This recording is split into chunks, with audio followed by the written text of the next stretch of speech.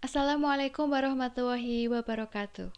Hi everyone, how are you all today? Semoga kalian semua sehat-sehat dan tetap semangat untuk belajar bahasa Inggris. Pada video kali ini kita akan belajar tentang label part 1 medicine. Jadi label itu label, medicine itu obat. Jadi kita akan belajar tentang label obat.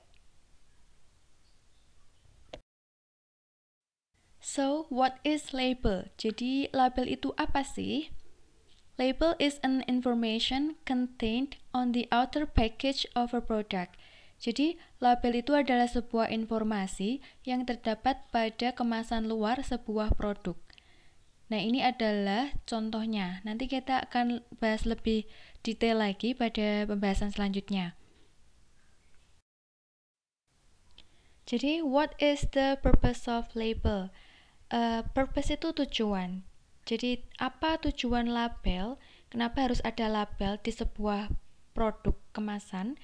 Nah, to give detailed information of a product. Jadi, tujuannya label itu untuk memberikan informasi detail tentang produknya itu. Yang selanjutnya, parts of medicine label. Jadi bagian-bagian dari label obat. Nanti ada beberapa jenis label, ada 3, label obat, makanan, dan minuman. Untuk video kali ini kita akan membahas dulu yang tentang label obat. Nah, bagian-bagiannya yang pertama ada brand of the product atau merek produknya. Misalnya Panadol. Nah, kemudian name of the product, nama produknya. Panadol berarti nama produknya itu obat sakit kepala. Selanjutnya description atau deskripsi dari obatnya. Selanjutnya content atau amount itu isi. Misal dia isinya itu berapa tablet atau berapa mili kalau dia bentuknya sirup. Kemudian uses itu kegunaan.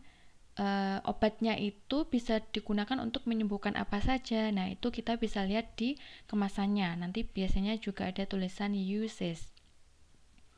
Selanjutnya, direction to use and dosage atau petunjuk penggunaan dan dosis. Petunjuk penggunaan itu misalnya kocok dulu sebelum diminum.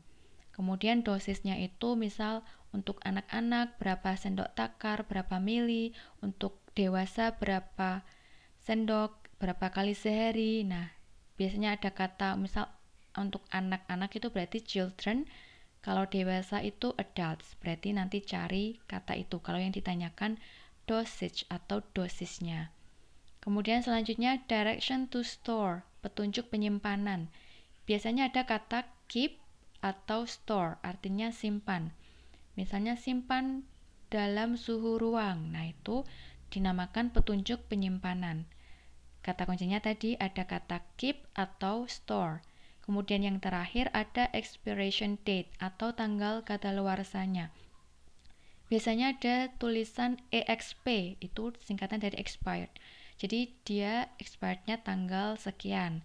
Atau bisa juga tulisannya best before atau baik digunakan sebelum kemudian disertai dengan tanggalnya. Nah, ini adalah bagian-bagian dari label obat. Nah, ini adalah contoh label obatnya. Kita analisis satu persatu bagian-bagiannya. Yang pertama, brand of drug atau merek obatnya. Di situ Pinux. Kemudian yang kedua, name of drugnya atau nama obatnya. Children's cough syrup, sirup obat batuk anak. Jadi mereknya Pinux. Pinux itu namanya, nama produknya Children Cough Syrup atau sirup obat batuk anak. Kemudian yang ketiga, description-nya. Cough mixture of formula 440, itu deskripsi obatnya. Selanjutnya, content atau amount itu isinya 75 ml atau 75 mili. Kemudian uses, di situ tidak tertera, jadi not available.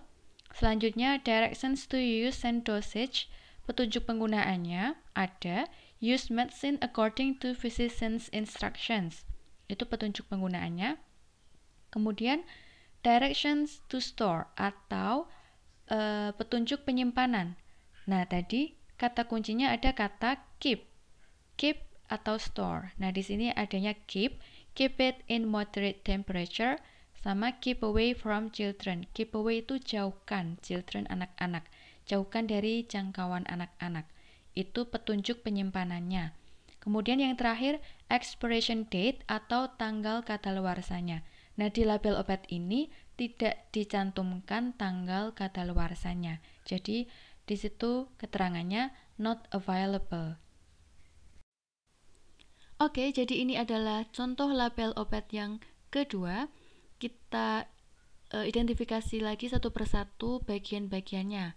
Yang pertama, cold cough syrup itu adalah brand of the product atau merek produknya, merek obatnya.